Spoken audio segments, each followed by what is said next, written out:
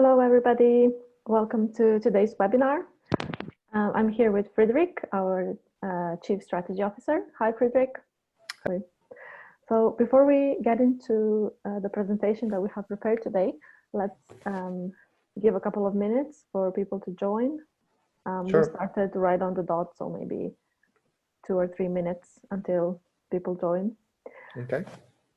Yeah, we're all in the dynamic of going from one call to the next, and it's sometimes those few minutes of overlap are difficult to manage. So let's give people a chance to connect. Yeah, exactly. Especially now when we're trying so hard to keep in touch with everybody, you know, our team members, our clients, our managers, and so on. It's like very important to over communicate. So yeah, I've been on calls all day as well. Yeah, all day, every day. Exactly. And then all day on calls on the weekend with your family or with your friends who are far away, or even who are very close by but you can't see them.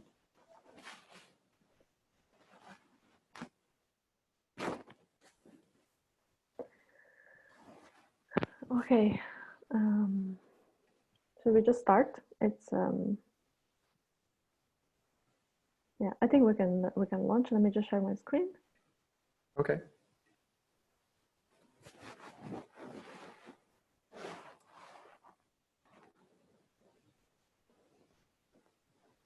Okay.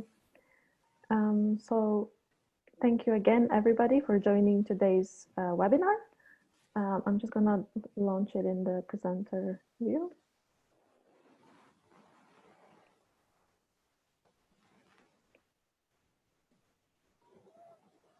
There we go. There we go. Hopefully everybody can see my slides now. Yeah, I can see it, it's fine. Cool.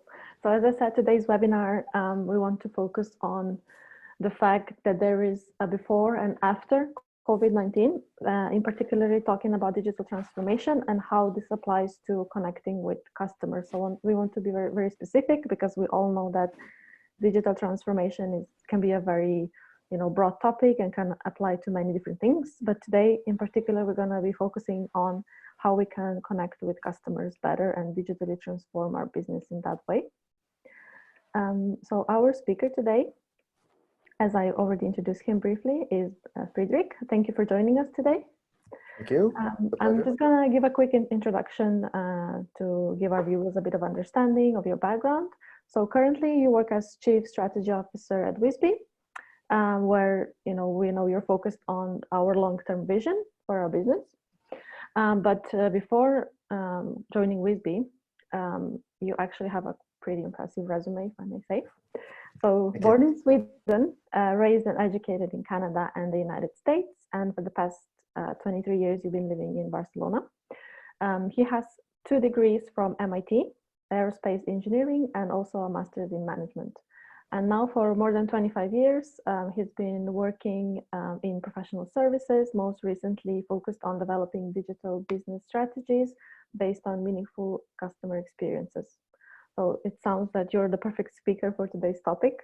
Well, thank you. It's a topic that's very close to my heart and something I've been focusing my work on for quite some time, yes. That's great. If I can just briefly talk about the talking points or agenda for today. We're going to explain what is actually digital transformation, how COVID-19 has been the before and after moment in this process, as I said before. Also, we're going to touch on impact on customer behavior and how we can communicate with customers in this new digital era and the new environment that a lot of companies found themselves in. Also, we're going to explain benefits of investing in customer experience now. And we're going to finish off this presentation with some examples from our existing customers, in particular focusing on digital showrooms and virtual stores. So, Fredrik, over to you. Please explain to us, what is digital transformation? Digital transformation is something that is on everyone's lips these days. Talking about what do we need to do to change our businesses. And I think just and there are many definitions as well, but the one that I like, and just to pick one that is very concrete, is I'm going to quote Clayton Christensen, a professor at Harvard Business School, and he says that the transformation and reinvention of the resources, priorities, and processes of a company in order to be fit for purpose in a digitally empowered world. So it's about being fit for purpose, which means that you need to be ready and having the right tools and the right processes and the right methods in place to execute the priorities and processes of a company. And the processes that we're going to talk about today are those around connecting and communicating with your consumers, or with either before they have bought your product, or when they're in the process of deciding, or also once you have a relationship with them. Yeah, that's great. So let's jump into it. So how do we connect with customers today? And this is just to give us a little bit of structure to the conversation. We don't want to get into an academic exercise, but really what we're talking about, one way to think about this is the consumer journey that goes from learning about a brand and considering it to develop a relationship with that brand, evaluating, purchasing, using, and then deciding whether or not to become advocates of that brand. That's a classical customer journey or purchase funnel or whatever you want to call it. But really, the key impact points where a brand or a company can impact is in the evaluation and purchase phase. So that's what we're going to talk about today. This is where the connection is made, where the value can be shared, and where you can incite the consumer to purchase your product. So that's really the key point that we're going to talk about. So, and in communication in this space, again, sort of a structure slide to help us think about this. I like to think about three types of communication. And you can think, some people would call these paid, owned, and earned, but that really refers to who owns the communications channel. I prefer to think about it in terms of what actually happens in that communications channel. So we have let's call it tell, talk, and share. So tell, the first channel, is about one-way communications. And this is things like TV advertising, sponsorships, digital display, all the forms of one-way communications that a brand can have to its potential consumers or its consumers. Mm-hmm. The second type, which I will call talk, are two-way communications, because you have a conversation. It's a conversational relationship. And that can either take place offline, where you're in the presence of the consumer in a showroom, at a point of sale, or your sales force is somehow connecting with people, or customer care, or it can be digitally facilitated through the website, apps, or online connections of some sort, or even embedded within the product itself. Sorry to interrupt here, but I think it's interesting how many brands, they usually focus on the tell or paid channels, where they invest heavily in online advertising, TV campaigns, and so on, to kind of generate this buzz around their brand and get people to their websites. But then when they actually, customers actually come to their channel, like a website or their showroom, that's where the investment kind of disappears, and they're kind of left to this 0800 numbers or a chatbot that doesn't get you anywhere. So yeah, what do you think about that? No, I think that's an important distinction. I mean, the advertising is it can be very engaging. It's fun to do. It creates images that people talk about. But really, the down and dirty, the actual business end of things happens once you have an interaction, once you have an exchange with the consumer. That's when you can really create both some value for the consumer themselves, and the value can come from the actual interaction, not just from what results from the interaction, but the actual interaction itself. Mm-hmm. And then to continue, the last type of channel are the share channels, which is really peer-to-peer communications, where people are talking to each other. And the principal part of that is human conversations, people talking, people discussing, people sharing ideas, and which have in recent years become facilitated by digital platforms like the social networks, or customer-driven comparison sites, or blogs, or whatever. But an important part of any kind of evaluation or purchase decision that a consumer has is always talking to other people. But that is and should remain strictly a peer-to-peer communications. The talk channels, the two-way brand control channels, are the important part for the brand to take action. Yeah, we totally agree. And so can you explain to us how the two then come together? So digital transformation in this space. In the telechannels, you still have the passive consumer with the media in control, and these media are they're now digitally enabled. So you're seeing things on your computer or on other screens, not just on TV or outdoor. But it's important to note that the media controls this channel. And the brand, all they're trying to do is use this channel to push people to the next step so they can engage in the conversation. And in the next step, you have an engaged consumer where the communication is controlled by the brand, where you're providing, like as I said before, valuable interaction and exchange.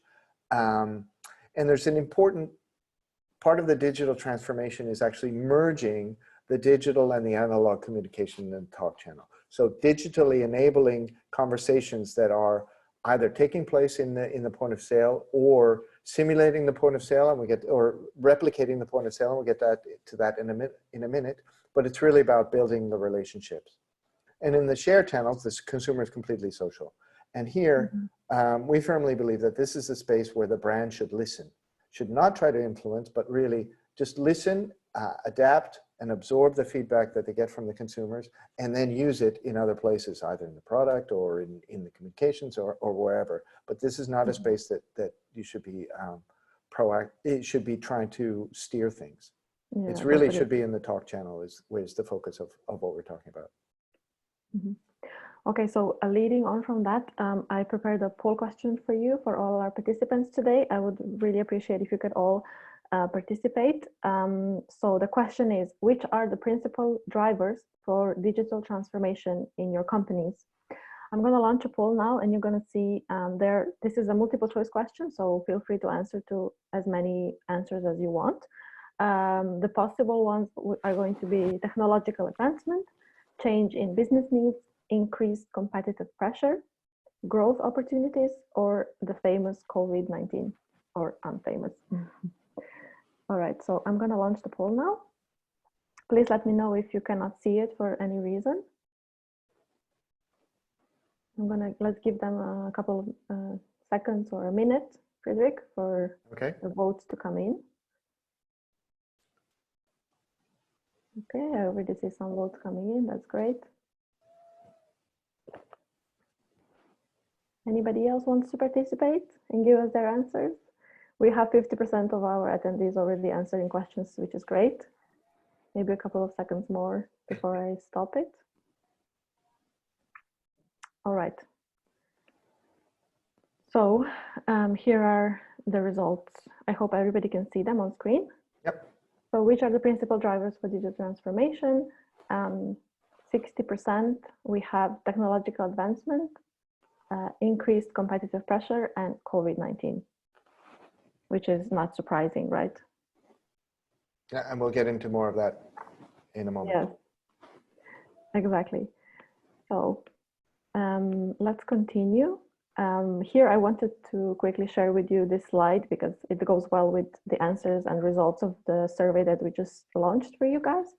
Basically, it explains how the COVID-19 has been probably the steepest learning curve for brands in a decade, if not even longer. The speed that companies had to adapt at to serve this new environment has been extremely rapid. And I really like this Markentunist image because it represents the board talking, oh, don't worry, digital transformation, it's years away. I don't see why we would have to invest in it right now. This is years away, talking about, AI and maybe robots and stuff that are very futuristic, rather than focusing on stuff that we can already change today, because there is a lot of technology available to improve, for example, customer experience right now. And then we see this wrecking ball, which is COVID-19, kind of making all these dreams disappear, right? Right.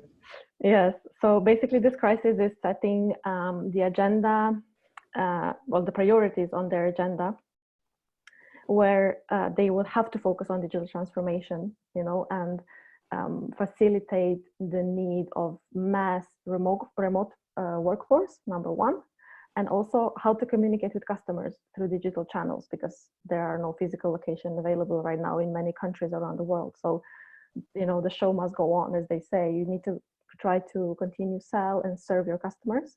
So how can they do that through digital channels?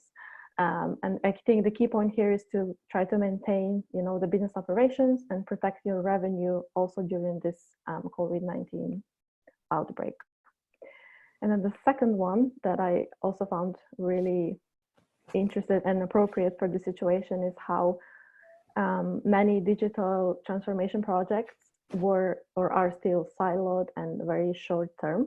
Like this image represents, like they hired a summer intern to deal with their digital transformation for the whole company.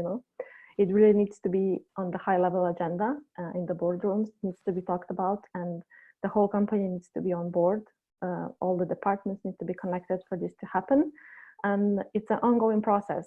It's the main message here. It's not just something that you kind of finish. It's always changing, evolving, improving. And it really requires, foundational investment in skills, projects, infrastructure, and of course, different IT systems and, new providers that are popping up daily, basically. And that's one of the things that we're seeing now is that the types of conversations, or the people with whom we have conversations today, Mm-hmm. Is much more senior than it's been previously. That all of these customer connection in a COVID-19 space is now on this, firmly on the C-level agenda. Excuse me. That's true. All right, so how is COVID-19 actually accelerating this change? Well, as we all know, and I mean, it varies from one country to the next, but the overall theme is that many or all shops are closed, consumers are locked down or restricted in some way. It's very difficult to keep the economy moving and to keep the business economy moving. And what's happening then? Well, what's some of the data that the different firms that are paying close attention to this are seeing is that, for example, e-commerce in Italy is up 81% since February. So it's, and I'm sure that if you were to look at the data in many other markets, it would be very similar. And the second point is that 13% of Europeans are visiting e-tailers for the first time. So all of those laggards, people that were reluctant, who didn't feel comfortable, or didn't feel that it was necessary, or didn't feel that they were the right target for online commerce, are now, they're right in there. So it's really taken the penetration of e-retail to that last bit to get to the final people. But, and that being said, when they get to those e-tailers, 84% are disappointed. So there's lots of work to be done, lots of ways to improve the interaction, improve the experience, create something that is more meaningful and more interesting and more useful to the end consumer. To really let's transform what happens in those digital interactions. Totally agree. And this brings us to how we must react. Okay, so let's think about this. In the short term, with COVID-19 or however long that the current situation is going to last, and it's not my job to predict or try to pronounce anything on that. It will be the time that it ends up being in each individual market. But the immediate priority is to keep moving, solve immediate problems, keep the retail open, and we'll talk about some ideas that we have on how to do that. Enable product launches. If you had a product launch that was scheduled for the end of March of this year, what can you do? I have a great example from one of our clients. Yep. It was Volkswagen in Portugal, right?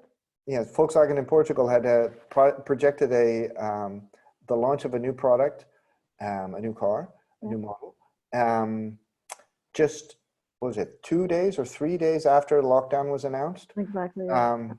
And what do? So you have to launch it. You have to find a way to launch it digitally or launch it online somehow, and really get it in front of consumers. Mm-hmm. But that being said, many of us are focused right now on the immediate concerns. But at the same time, you really need to think about building the future, building resilience for the new normal. What is the new normal? And we'll talk about that. That's something that so many people are talking about now. What's the world going to look like when we come out of this? And this is for us is about developing digital versions of all of these two-way interactions, controlled by the brand, creating a distributed, humanized version of retail. So many people talk about remote connections, and for me, I don't like the use of the word remote here, really, because remote implies that you're isolated, but really we're not isolated. We're connected. We're fully part of an ecosystem. We're just distributed. We're just not sitting together. I'm in my home, Uzka is in her home. Most of the people listening to this seminar are probably in their homes, but we are not remote. We are connected, just distributed.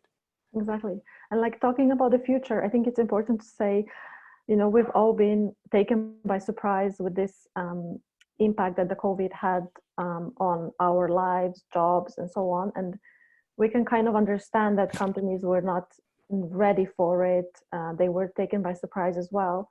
But if we're talking about the future and a possibility of something like this happening again, it will be really hard for a lot of consumers to kind of forgive the brands again for not being prepared for these kind of scenarios.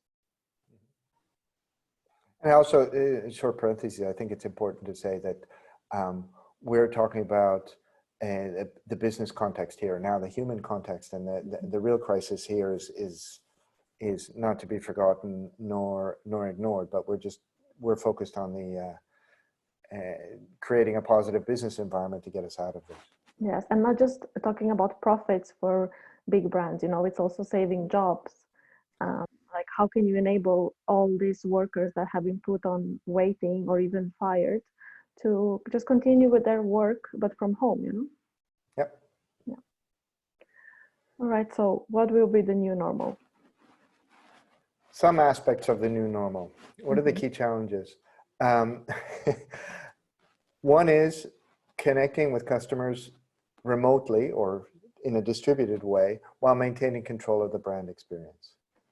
Secondly, keeping lead flow. So how do we keep leads moving through our pipeline? How do we keep track of them? How do we, if our systems and our approaches are broken down or separated, how do we keep them going? And thirdly, how do we keep retail, the agents or shops or the people involved, the professionals involved, active when they're in lockdown? How can we keep them working? Yes, well, I think the answer to number one point is virtual events. You know, no one is flying, no one is gathering anywhere. The events, you know, around the industry have been hit big, I have to say, and only time will tell when we will be, if maybe not even this year, you know, we'll be able to, you know, organize events again, or even have face-to-face meetings, which are, you know, so important for a lot of B2B companies. But more importantly for the consumers, they were just used to, you know, walking down to the nearest shop and speaking to somebody. So really, we need to look at how we can communicate this retail-like experience and communicate the value that we got in physical stores, but online.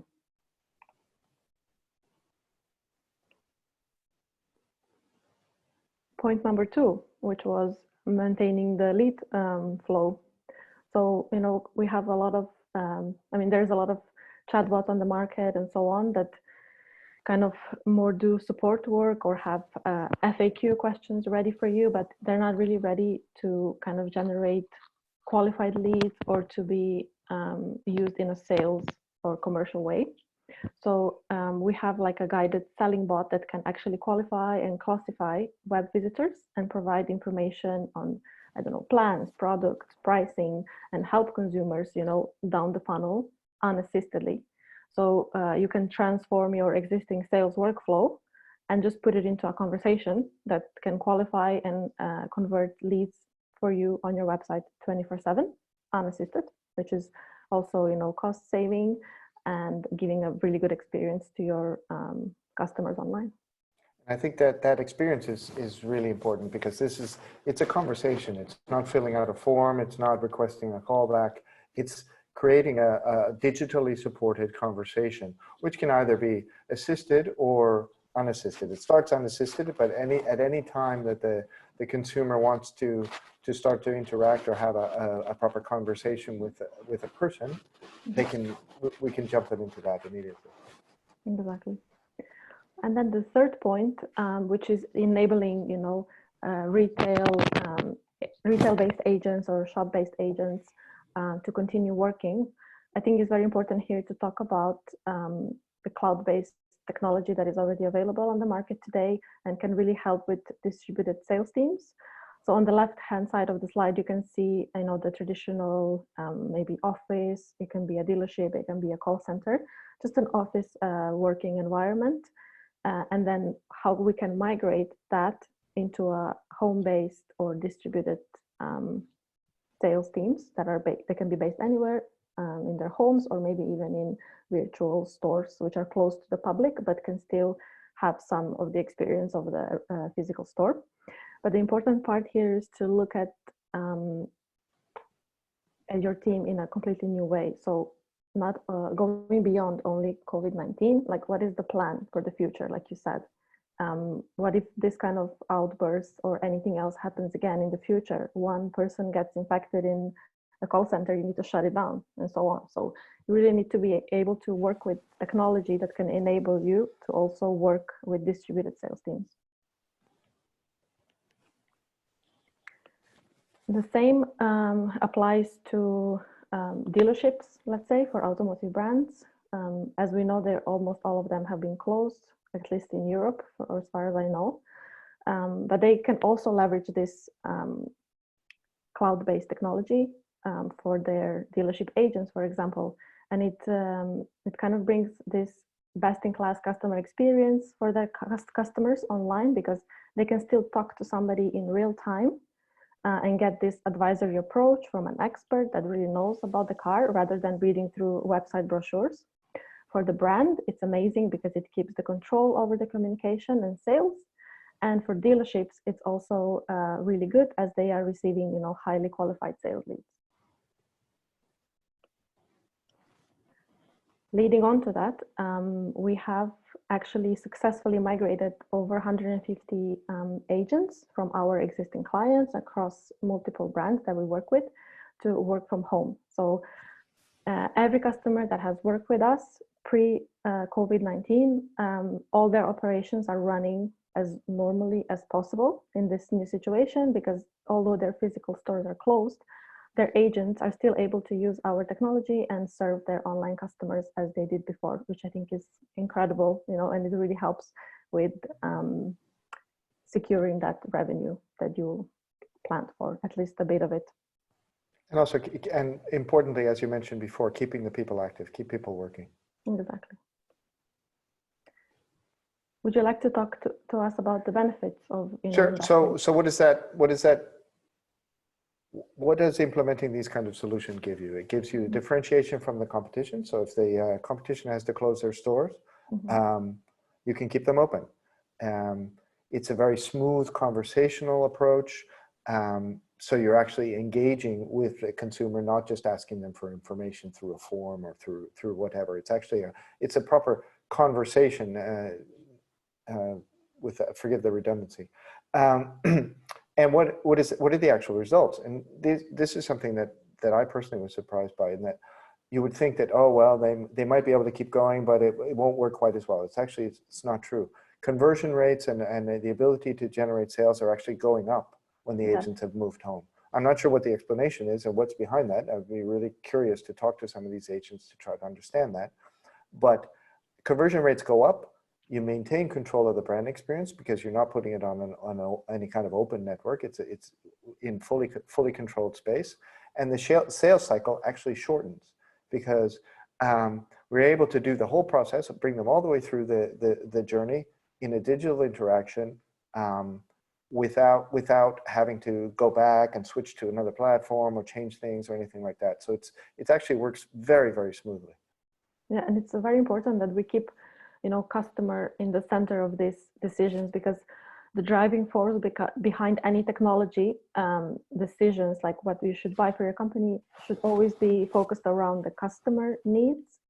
And the goal should be to make their lives easier instead of making it easier for the organization, as it happens many times.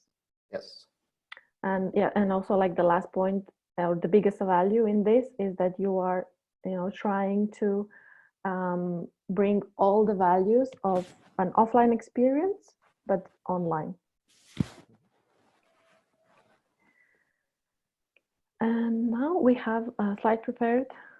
Oh, sorry. Okay. Yeah. With the collection of our clients. You can see we're very vertical focused, especially for automotive telecommunications. We have a lot of experience with this kind of brands. We've been working with them for many years. With some of them, we even have global contracts, and we're seeing more and more the portfolio growing, especially in the past couple of months. But we have also dealt with other quite traditional industries, such as insurance, banking, hospitality, which is suffering now as well in this crisis a lot. But we would like to talk to you specifically about some brands that have virtual stores or digital showrooms in automotive example, and explain to you kind of their use case, how they approach this crisis. So we helped 3UK, which is a telco operator from United Kingdom, to deliver live video broadcast to their online audiences. So basically, it's a completely new channel that is called 3Live. It features live broadcasts to customers when they can ask questions in real time. Presenters are able to flexibly customize the content based on what viewers want, and they can deal with users' concerns as they arise throughout the broadcast. 3Live also creates opportunities to demo different products and features live. And this allows, for a more dynamic and informative look at the product compared to, I don't know, looking at static images or just reading a description of a product when you are trying to make a purchase decision. What's more is that customers are free to ask questions. As I mentioned before, they can ask questions about the product, and this really gives the brand the opportunity to fill in any gaps in their knowledge and kind of continue building this confidence before purchase. Some of their KPIs, quickly, if I can share, is they had over 20,000 questions asked just last year, and over 3,000 hours of viewing time, which is incredible. They are live daily with their broadcasts. They have 4 presenters, which are actually now fully working from home. Initially, at the start of COVID-19 in the UK, 3Live was actually one of the only channels of contact for 3 customers. So you can imagine they have been pretty busy. And all presenters were provided with devices, and so a telephone, mobile phone, with a microphone and 3 branded backgrounds so that they could replicate the studio in their homes. And basically, they just needed to download the Whisbi app, and they were able to stream live to all their customers on the website. The brand also started later on including their discovery team and have them broadcast as well on the 3Live channel. So basically, this discovery team, they deal with educational content, and they were putting on different, demos of how to use an iPhone, or how to improve your YouTube channel, and like fun and interesting stuff for their target audience to kind of pass time in this lockdown. They thought they would just take advantage of this situation when people are in the lockdown and they maybe need some entertainment. And then further down the line, once they need to decide for an upgrade or a purchase of a new device or a new provider, they would think of 3 as, a brand that was there for them, and they would buy a device or a plan with them, which I think is a really nice idea and execution as well. Right, moving on to the next brand. It's Volkswagen UK group. So actually in this showroom, we have 3 brands. We have vehicles of 3 brands, Skoda, Seat, and Cupra. And Seat, Skoda, and Cupra Live Tour is how they call it on their website, where their agents connect with customers online, and they do virtual tours of their vehicles in that showroom. But as I mentioned, COVID-19 made things a bit more difficult, so they had to close down the showroom. So basically, they just transitioned all their agents to work from home. They took, I think, 4 models, 6 models, because there are 6 presenters. Each of them has 1 model parked in front of their house, and they're basically making virtual tours to their online customers from their homes. And since the closure of the dealerships across the country, Whisbi was the main point of contact with the brand for all their customers. In here, we can see like they were really popular in the news all over the UK, how their 6 hosts are providing live demonstrations of 6 car models, and for the rest of the range that they do not have at their home in their driveway, they have like a pre-recorded video that they can share with customers to improve the experience. And I really liked their head of sales operations at Skoda UK, who said in one of the interviews how our dedicated specialists have been quick to adapt to the current environment and have worked extremely hard to ensure they can continue offering support to our customers when they need it. I'd like to thank these colleagues for opening up their homes to enable us to provide this service to customers. I think it's a really, another great example of how industrious they've been, and what a great idea to just take a car home from your showroom and continue with live tours. Don't you think, Fredrik? Yeah, no, it's great. I think it's fantastic improvising and keeping the engagement going and keeping the movement, and actually with a, I would say, an even more authentic and personal experience, in that the dealer is not in some perfectly white, fantastic showroom, but actually in their own home and outside their house, in the garden or on the street, and that creates a completely different dynamic of a much more personal connection. Yeah, it doesn't feel like staged, right? Yeah, I really like that. Mm-hmm. And then the last example that we have for you today is actually Vodafone Germany. We've started the project with them a couple of years ago, and last year we have actually also integrated their physical retail stores. So we connected their agents that were working in physical branches to their customers online based on their proximity of the branch, which was like a nationwide project. It went really well. They had amazing results, but now they had to close down this retail shop. And in the pre-COVID scenario, they had only 8 agents actually connected to this service from their shops. And now, since the shops were closed, they have already 16 agents working from home. So they've doubled the staff that is serving their customers online, because they have seen, a really big demand. And actually across all our clients, especially in telecommunications, we have seen, as Fredrik mentioned, like a big spike in conversions across different brands that we work with, Vodafone, A1. Recently, we also started a project with AT&T in the States. So yeah, customers are continuing to perform and sell well, even in those difficult circumstances that we found ourselves in. And it's not about going into hibernation and just kind of keeping things going. It's actually active commercial or strong commercial activity that is successfully and even more successful than before, which is really interesting. And that leads us to think about, what will be the new normal from here on? Will people still go to the shop, or will they look for a shop-like experience online?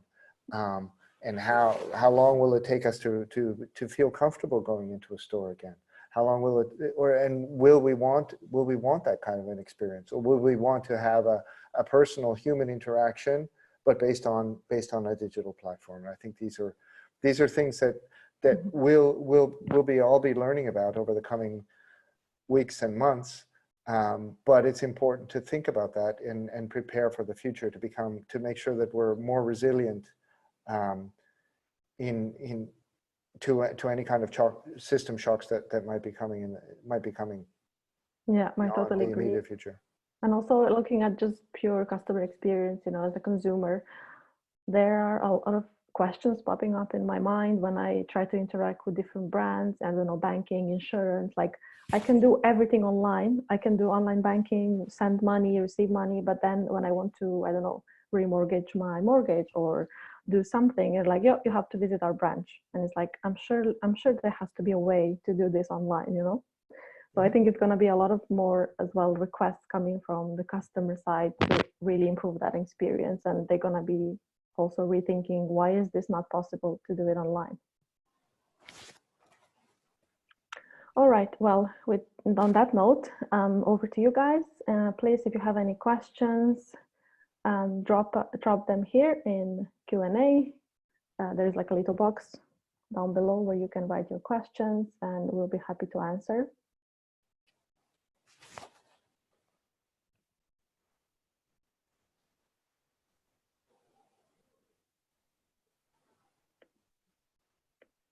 Okay.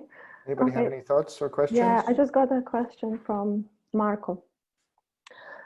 He's asking, hi Marco, thank you for your question first of all. How quickly can I start this project? Okay, well that's a tricky question because it depends on what you want to do. Tomorrow. We can start implementing things tomorrow, but then it depends on to get a broadcast platform going is very quick. That can be done in hours or days. To get integration with sales systems and getting rolled out into a network of agents or shops or something like that takes more time. But it's measured in single numbers of weeks. Let me put it that way. But depending on the degree of implementation or integration that's required. Yes, I agree. So guys, if you have any questions regarding, implementation, where can I get started? I really highly recommend you to go to our website, whisbi.com. And you're going to see we're actually using our own solution to connect with our customers as well in real time. So you can just click on the bubble button that appears on the page. You're going to be connected in real time to one of our experts. They can do a quick demo for you, explain specific features you're interested in, and yeah, just get that conversation starting so you can be live as soon as possible if you want to. Okay, I have another question, Fredrik, for you. That's a good one. It's actually from Maria. Thank you, Maria, for your question. Are there any limitations on the number of agents connected to the service? There are no limitations right now. The platform can handle a very large scale, dozens of agents and thousands of people connected to the system. It's really within the limitation is much more in terms of how you can do acquisition and get people on there than any kind of technical limitations of the system. So it's really up to as many people, pretty much, as many people as you can put on the system. We can connect with them. Yes. And another question: what kind of equipment do the agents need? That's a very valid question, actually. Mm-hmm. For the two different applications, for the broadcast application, the agent just needs a handheld device, be it a tablet or a smartphone or something like that, to do the broadcast. It's really nothing more. We install the app on their device and pretty much away they and then with the user IDs and the connections, away they go. Mm-hmm. For an agent who's actually doing the one-to-one type of interactions where they're exchanging information, sharing their screen, passing documents, managing the lead flow, they just need a computer, be it a laptop or a desktop computer that is, more or less modern. So it needs to. It's really a very standard connection. Now, of course, they have to have a proper Wi-Fi connection so that their connectivity is up to snuff. But really, in terms of technical device implementation, it's very, very lean. And I think the home Wi-Fi is fine, right? It doesn't have to be any specific. Yeah. And one important thing is that to make all of these connections, the consumer, the end user, doesn't have to install any software. They don't have to download an app or do anything like that. It's all browser based for the end user. So it's really there are no barriers at all to the end consumer trying to connect to the system.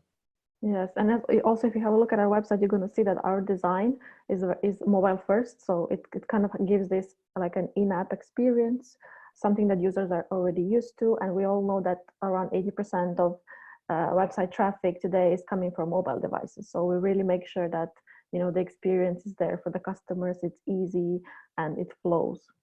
And the traffic that we're seeing through our platform is in the high 80% mobile. So it's really, people are accessing, they're doing their car tour, their car dealer experience from their own mobile. Yes. All right. And then the last question that we got in How secure is the Whisbi platform? I guess this implies GDPR and other compliance. Yeah. I mean, we comply with all of the requisite regulations, be they GDPR in Europe or the California regulations in terms of data security. We're fully, it's an enterprise level software. So we integrate with any of the platforms that you might have for lead management or CRM or anything like that. It's enterprise level secure software. Yes, exactly. And we have quite a few German clients, I must say, and they are very diligent when it comes to security and data, which is perfect, and so yeah, on. that's Exactly. great. So yeah, we are definitely compliant with everything. Well, I think that concludes our webinar today. Fredrik, thank you so much for sharing your knowledge. Thank you, Urshka. It's a pleasure to have a chat. It was very interesting, even for me. And I hope, I hope you guys join us next time when we go through more topics that are really relevant right now. We'll see you in 2 weeks. Yeah, thank you. Bye. Thank you. Bye-bye.